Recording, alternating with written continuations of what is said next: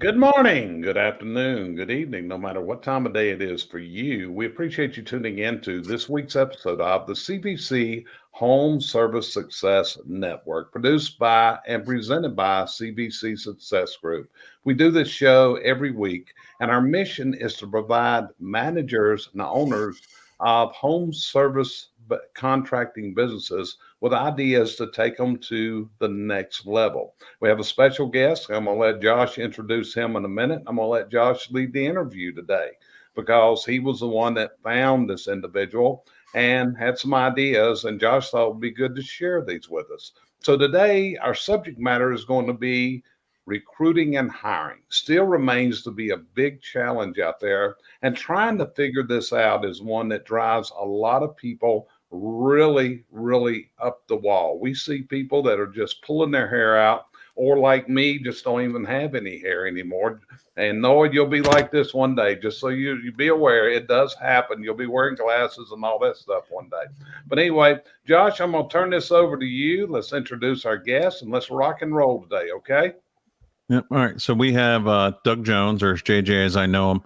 Known him for a few years. He's the owner of Main Stove and Chimney. And what have I known you, 10 years or something like that? Maybe a little less. Probably. Yeah. Right around there. In the 10 years I've known JJ, he is not afraid to make drastic changes to his business in order really for the first thing, for his quality of life. JJ is a proud father, as am I. We've gone camping together, and JJ really prioritizes family as a business owner, which is very difficult. So with that in mind, JJ is really big on his work-life balance.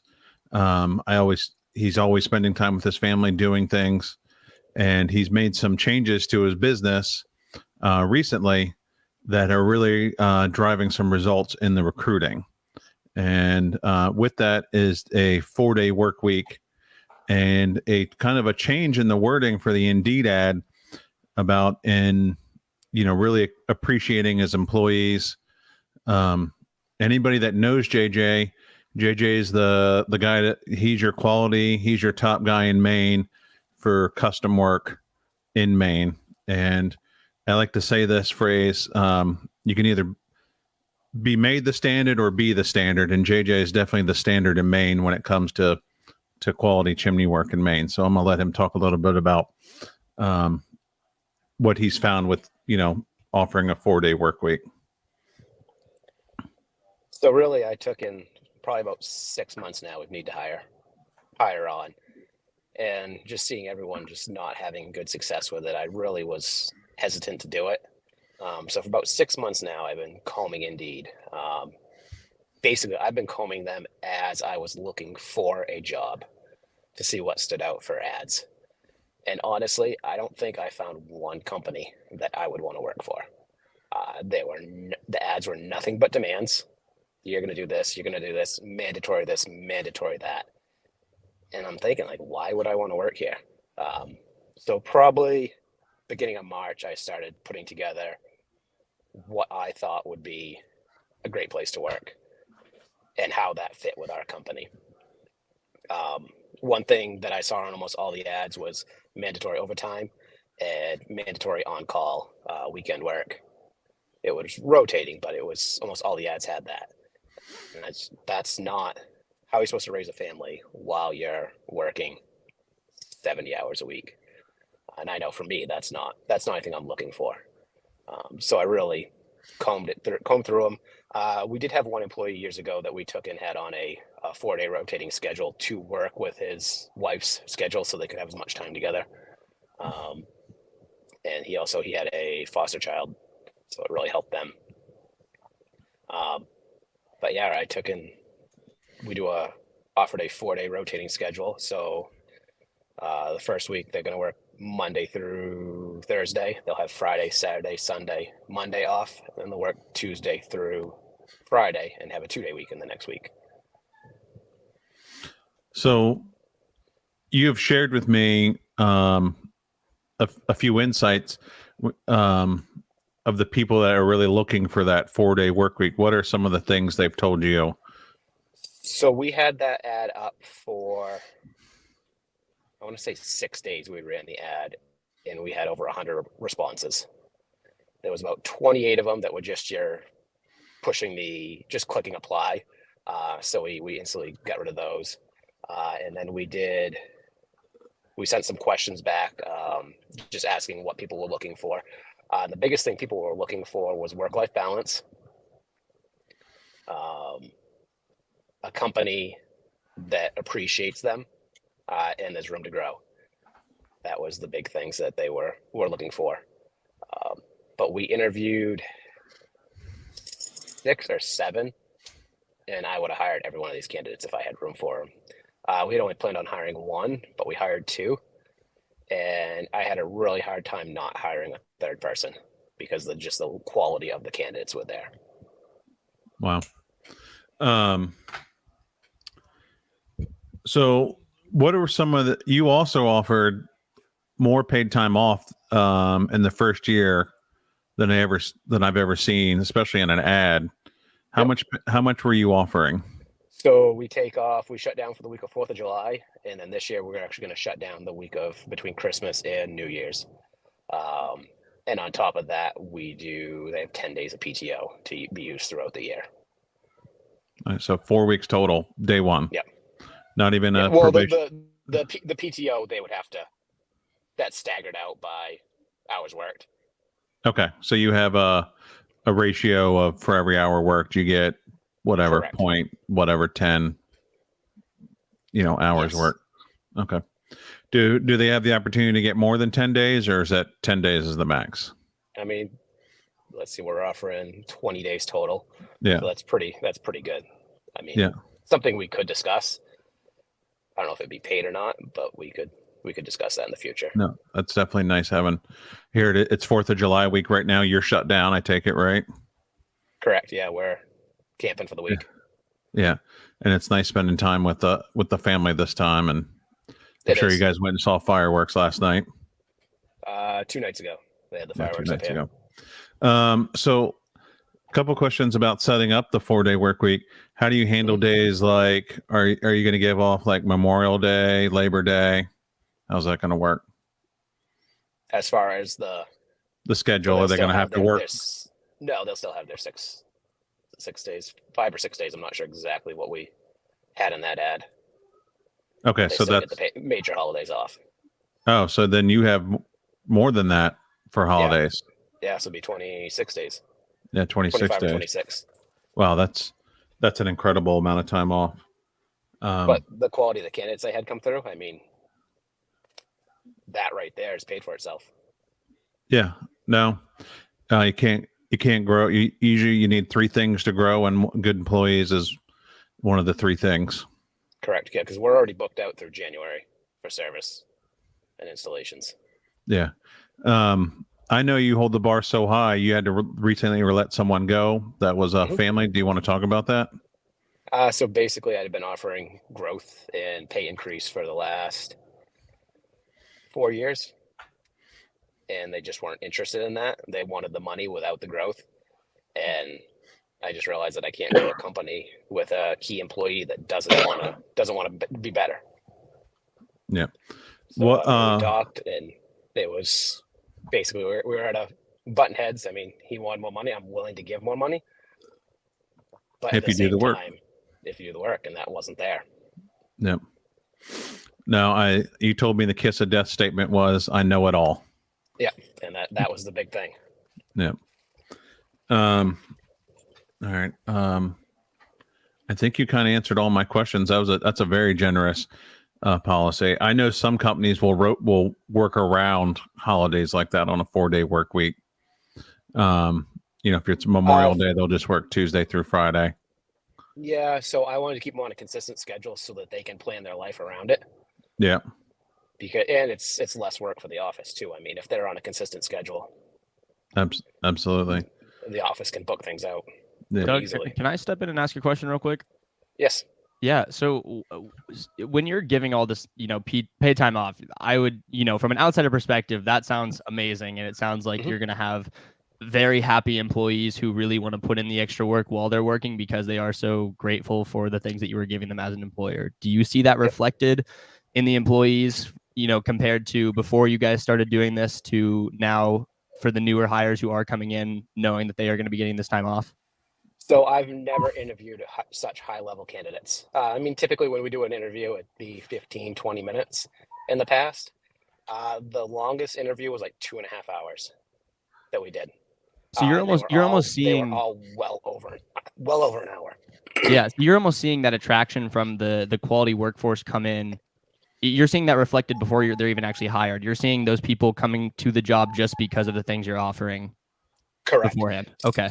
So what I did too is everyone that we interviewed, shortly after that, I just sent them like a 20-second video just thanking them for their time. One guy texted me right back. He's like, anything I have to do to work for you, I will. And unfortunately, he was not one that we chose. He would be the runner-up, but he still texted me, hey, any chance you can squeeze me into your company? And it's insane, the level of employees. Yeah, that's great. That answers my question. Thank you. Are they getting guys who are coming prepared, looking the part? Are they having technical skills? What is setting them apart? So all the companies, everyone that left, we had 3 that were currently not employed. And they all left because they had the skills, but they didn't feel like they were appreciated, or they were just getting run into the ground. I mean, one guy, he worked last week he worked like 86 hours. Holy crap. Because no one was showing up for work. So he was covering their schedules. Wow. What kind of work was he doing? Do you remember? That was property maintenance. Okay. Yeah, that's pretty incredible. I mean, I've done those before, and that's just not a good day. No, I've seen you fire an employee and keep every single appointment for the next 2 weeks and not reschedule anybody. That's what we pride on. I mean, if not, we try to get them done sooner. I think this last time we did have to push out just a handful of employees, but everyone was fine with it. Yeah, we're right up front with the client. We call them instantly. Yeah, and I personally tell you, you're crazy, and you just go, it's part of life, man. Yep, it is. It's the life I built. It is, and I know part of that was, closing your showroom, and we have a close friend group, and we all kind of thought it was crazy at first, but it's really paid dividends, with your mental health.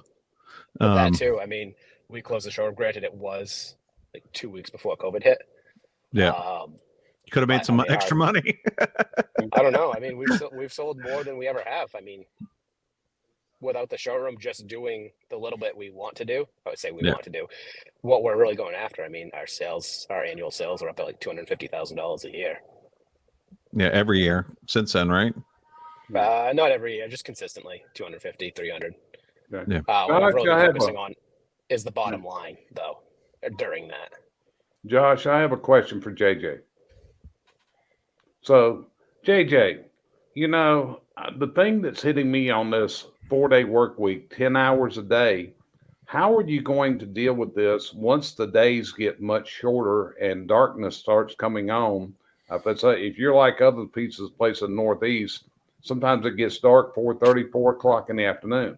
So how are you going to deal with these guys working after dark sets in? So basically that would be their paperwork time. Closing out the day, getting things ready for the next day. Okay, so you don't have any plans for them working in the darkness on roofs or anything like that? I'm not going to work in the dark on a roof, so I'm not going to have an employee do it. Well, I did when I was much younger. We worked after dark a lot of days. I did too. Yeah, but at the same time, I'm done with that. Yeah, I just wondering how that was going to work out. So your plan is they're going to be in the field but they're going to be back in the office, have a couple hours work to do to complete their 10-hour shift. Am I correct? Correct. Either that or I can throw them on, instead of doing chimneys, I can have them do a gas service in the afternoon. Something that's on the ground that we don't need that light for. And then there's no employee going on the roof after dark. No. Okay. If it's a holiday, will their holiday pay be 8 hours or 10 hours? I would have to refer to the handbook for that, but it's going to be just regular day, so it would be a 10. So it will be, so their holidays, it falls on the holiday, they would have a 10, they would get paid for 10. What if it Correct. is a non-workday holiday? What's your plan on those Non-work. days? So, like, say holiday landed on the weekend. Yeah. That's not something I've thought about. Okay, because I was So I wondering, have- like, it could be, we'll say you're giving Good Friday off, and Good Friday's the day they're gonna be off anyway, so will you have a Thursday off or a Monday off, or you haven't thought about that? I haven't thought about that, but all these employees, the guys that I've hired, I mean, they want to work that 4 full days. I don't think they'd be happy with an extra day off. Okay. Josh, that's my questions. I'm sure Cheryl and Noah may have some. Yeah. I did have a few. Okay, so you started this in March, correct? I started writing the ad in March. We just took and did interviews we've been off this week, so the week before we did interviews. So this has not been in process of people doing it yet. No, it has not. It's still a learning experience. So in this time of year, it would be very easy to work 10 hours because Correct. you're not out that much. When you go into season, how long do you anticipate before burnout? Before burnout? Before these people are working 10 active hours and they've been out in the cold all day. This is what I've heard a lot of people on the 10-hour thing, that the people are burning out before the end of the 4th day. And then not every week, but once they hit that I'm tired, they're losing their employees. Yeah. So how are you going to fix that? Each one of these guys have already been working longer than that I've hired. But that is something that we would deal with when it came. I mean, I want to communicate with these guys. They know that right from the beginning.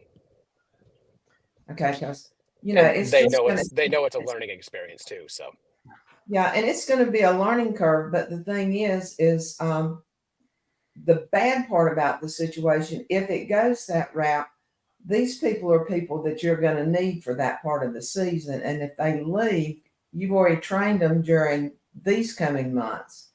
Mm-hmm. How aggressive do you think training will be at that point? For as far as new hires? Yeah, because in season, I wouldn't hire on in season. Okay. I would pull the workload myself. I mean, it's just not, I couldn't train and be productive at the same time. That's my concern. Maybe it's because I'm an old fart, as they say, and I came from a normal 5 days work. But even in the manufacturing plant, I found out on 10-hour days that I get 8 hours of production and 2 hours of clock time. Yep. I could see that. Doug, I have another question. Yeah. So, with all of these days off, there's got to be some sacrifices on your end too financially. I mean, that's a lot of money going out of the business towards their pay on those days off where service isn't getting completed. What does that look like for you? What is the conversation, in terms of, with your family, with finances, to make sure that, this is something that you can feasibly do? Because, from an outside perspective, like I'm really respecting the fact that you can give these people all this time off and, not do services of the day and not bring money into the company. But I mean, that's a lot of money out of the company. It really is. But at the same time, I figured for a good quality employee, between the $75,000 and $100,000 a year budget, and I still fall within that with that time off. Okay, I see. So are you also accounting into the fact there with that theory that you're getting higher quality of work done to just with those employees than you would on a normal 5-week work week with other employees? Correct. Okay. Yeah. I mean, if the little bit of research I've done into these guys, I mean, they're 10 times better than the employees I've had in the past. Gotcha. Thank you. You're welcome. So, on a production standpoint, have you been able to run numbers yet as far as what kind of production you can do in a 10-hour 410s versus 5/8s kind of life? As far as Well, like yes, I have, efficiencies, yeah. things like that. Yeah. So I've been doing service exclusively by myself for, let's see, 2 months now, 3 months now.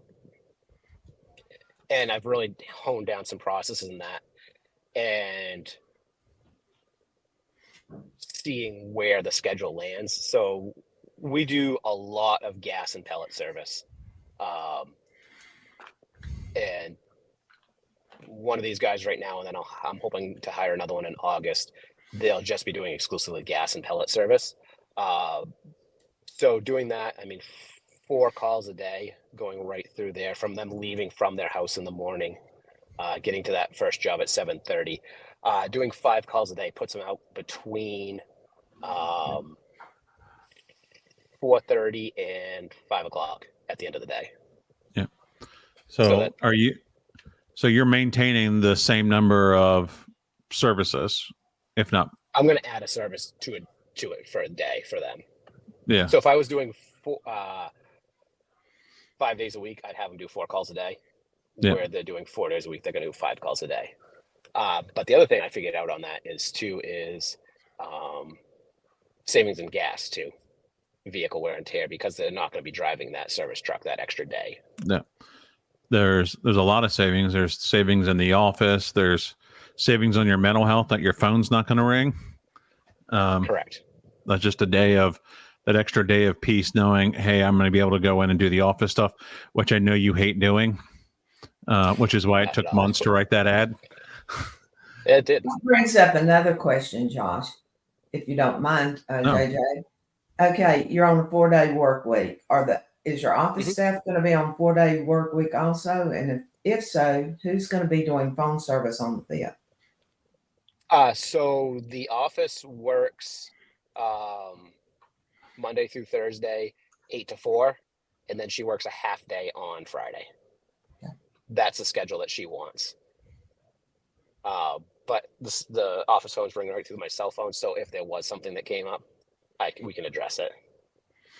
So are you personally handling all emergency calls then? Yeah, we don't really do any emergency calls, but if a client calls in and they are having an issue, I can walk them through the best I can to calm them down and realize that their house isn't going to blow up. Yeah, I know those all too common. Yep. You were there while the power went out, and it's your fault my furnace won't come on now. And I was like, I was just standing there. Yep. I didn't touch anything.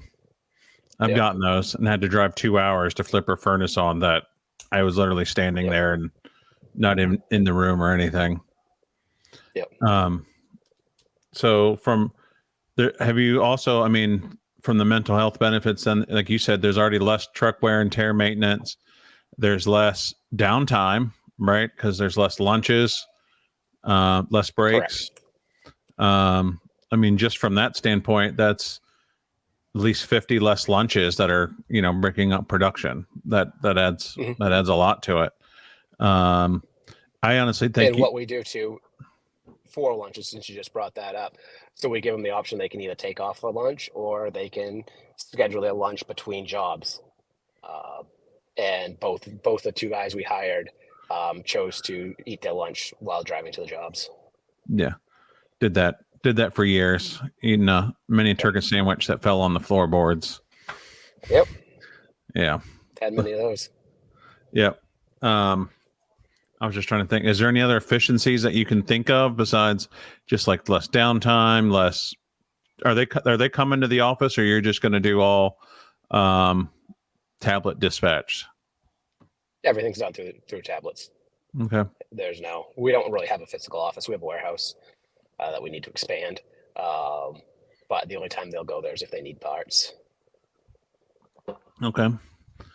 But at the same time, I know the schedule prior, so I could have the parts in there and they could just meet me at a job site to be more efficient. I like it. I think that's kind of the questions. Jerry, do you have any other questions? No, I got some. I want to roll around with Cheryl and Noah and yourself for just a minute. But anyway, one thing is, JJ, I'd like to have you back on probably in the spring when you've had experience going through a season, if that works for you, brother. Yeah, that does. Okay. So, Noah, let's rotate this a little bit. What does it take to entice someone in your age bracket, early, you are in the early 20s at this point. What is a person in their early 20s? What are they looking for a career position? What's in their minds? Yeah, I loved that JJ actually mentioned some. I wrote down the 3 things that he said here a few minutes ago and compared it to my list that I had. For context, JJ, we in my business class this year went through just a poll through the class of what our generation is looking for in the workforce once we enter. You mentioned 3 things. You mentioned work-life balance, feels appreciated, which same thing is kind of just emotional intelligence. They want to be told they're doing a good job, and room for growth. Those were actually the 3 largest things that we talked about. So it's so great to hear that a physical example of someone incorporating that. A few more things that we had just mentioned was diversity and inclusion. Diversity and inclusion. They want to make sure that there is a good amount of diversity, whether that's, the people that are working there or the types of people that are working there, keep it interesting there. And culture was another really big thing of just making sure that it's maintained positively. And just from hearing your personality and hearing your opinions through this podcast, it sounds like there's going to be a very good culture in terms of you were very willing to work with people. We used a lot of examples of what if a kid's soccer game comes up, and the biggest, a lot of what we were talking about was based on people who would be working in an office setting and are doing more project-based work. But the conclusion that we came to was, if this person is someone who gets their work done and is believed to be able to either make up for that work or come in and do extra work to make up for that time, then they should be able to be and go, do their commitment, because family comes first in that aspect. So it's really cool. Like I said, one of the questions that did come up with one of the gentlemen I interviewed is, he's like, his son was on traveling soccer, I think it was, and every once in a while they have just a random game during the week. And he's like, is that all right if I took that time off? Could I make that up on my day off? And yeah, that's perfectly fine. Sure. I do have a question to add before I pass it on to Cheryl, though. Like I said, I think those are all great. Are you at all afraid? You seem like a very willing to work with people guy and lenient, and that I think that works great. I think my first fear coming from that is, will that be abused? And when it does be abused, how will you handle that? So one thing I was very upfront with these guys on when we were interviewing is that I'm not afraid to fire. Okay. And that was a big right up front. Like, I'm going to give you everything I can, but if you're not willing to do it, then I'm not afraid to let you go. I hear you. And is there a system for that? Maybe like a 3 strikes type situation, or is it more like base to base on this person is either doing what they're supposed to or they're not? They're doing what they're supposed to or not. Okay. I'm not a babysitter. I'm not their mom. Great. Awesome. Well, I am very excited to see in the spring again how this goes. So Noah. Yeah, so one of the guys I hired was 39 and the other one was 25. So I do have a range there of age. Great. So Noah, I got a question for you. Sure. Because you said one word, and I want you to define this for me, and that is the word diversity. Diversity.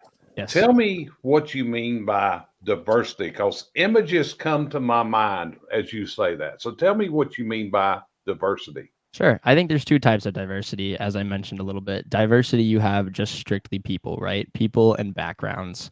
Whether that is physical, like, ethnicity, race, or just when I think diversity in the workplace, I think more like actual, like, unique backgrounds, right? I enjoy working more in a culture where we are not all the same.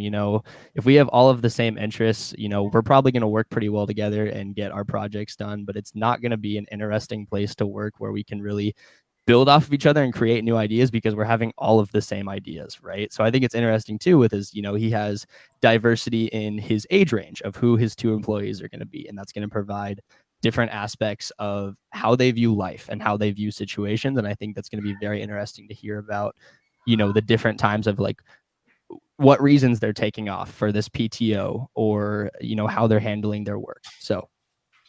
Okay. So Cheryl, what's your golden nuggets for hiring? So you deal with this every day. So what's working for people out there? Basically, the one thing that I'm going to kind of take it in a different direction. The one thing I'm having people, they'll ask me a lot of times, is there any overtime? Because that's what they're looking for. So with a 4-day work week, what are the options of overtime, JJ? So I can at least tell them what's going on. So I was right up front with them, and I told them that I don't want them working more than 45 hours a week, because that is going to cut into their weekend time, and it's going to lead to burnout. I mean, I know I'm in that sweet spot of 40 to 45 hours a week. That's what I like, which as a business owner, I mean, that's rare, but that's what I try to do. But if we were behind, there would be the option of them coming in on that day off that they have and getting a few hours there, half day or something. I know that's normally a lot of times that's the question I get, especially in the chimney part of the industry, not so much the gas, but in the chimney part. But at the same time, not every candidate that came through was burnt out with overtime. So when they heard that there wasn't mandatory overtime, they loved it. I think that's what got us so many applicants. I don't have many that are doing mandatory overtime. They're, if the job runs over in the days where their overtime's picking up. But no, basically the work-life balance is more coming from Noah's age group than it is from the middle to upper age groups. So that's what I'm seeing out here on a daily basis. Is that what you're looking for, Jerry? Yeah. Okay, Josh, what about you? What's your golden nuggets for hiring today? Well, I think JJ hit on a lot of them. Is work-life balance and treating people right. Like hell, I've shown JJ some ads, and he was like, "Who the hell are these people?" I think you know which one specifically I'm talking about, and they put out this negative stuff, and it's like, well, we don't know why we're not getting any applicants, and it's like, well, would you work for you? Like, is that what you're looking for? You have a young family, think about it. And I think, for me, I've always been on both ends of the hardworking dad, as a lot of us have. Is I had a dad that worked a lot, and he was too tired to spend time with me as a kid. And then as an adult, I worked too much, and then I was too tired to spend time with my kids. And, I've looked hard at that and said, well, that's just not where I want to be anymore. It costs me personally, being that guy. And, really understanding what's important in life, and families, at the end of the day is the most important. And JJ's, more than anybody I've ever seen in this industry, he's put his wife and daughter, at the very top of the list. Okay. So, my things are, I see out there, I think it's been said in here, but I think you got to ask yourself the question: if you were looking from the outside, would you work for you? Would you work for you? There was a speaker in 1986 by the name of Paul Rodello at the NCSG convention, and that was his keynote address. Why would you work for you? And I think that's the first thing we have to realize. The next thing is, I think you got to get the word out to people. And I think you do this from your social media, having the right hiring pages, running the ads properly. But I also think another factor is doing videos, not just from you, but where your employees that presently work for you vouch for why it's a good place for people to be, why it's a good choice out there. But I think you got to speak to the community. I'm seeing people starting to do job fairs, but other things that are coming in, getting out, making yourself known in the community as a place that's a good place to go to work at, that people need to consider it. So, JJ, before we end this week's episode, anything else you would add in of value for us today? I would just, if you have a job posting out there, look at it as you're looking to go work for that company and see if you'd like to work there. Okay, got you covered. That's the biggest thing. Yeah. So there you go. There's some ideas for you. We appreciate you joining us. We hope this has been helpful. We're going to have JJ back in about 6 months. We want to see how this system has worked. Okay. How has it worked for him? We need to see the results, JJ. So is that a good invitation? You open to doing that, right? I will take you up on that. You got it, brother. And with that, hey, we appreciate you joining us today. We hope this episode will provide you some value, some ideas, some gold nuggets that you can put in. What JJ did, he had to come outside his comfort zone and take a real hard look. He looked at what other people were promoting, kind of filtered through the BS that's out there, and those kind of things like that. So anyway, we appreciate you joining us today. This is the CVC Home Service Success Network, sponsored by CVC Success Group. And we'll see you next week on the next episode of the CVC Home Service Success Network. Appreciate it. Talk to you later.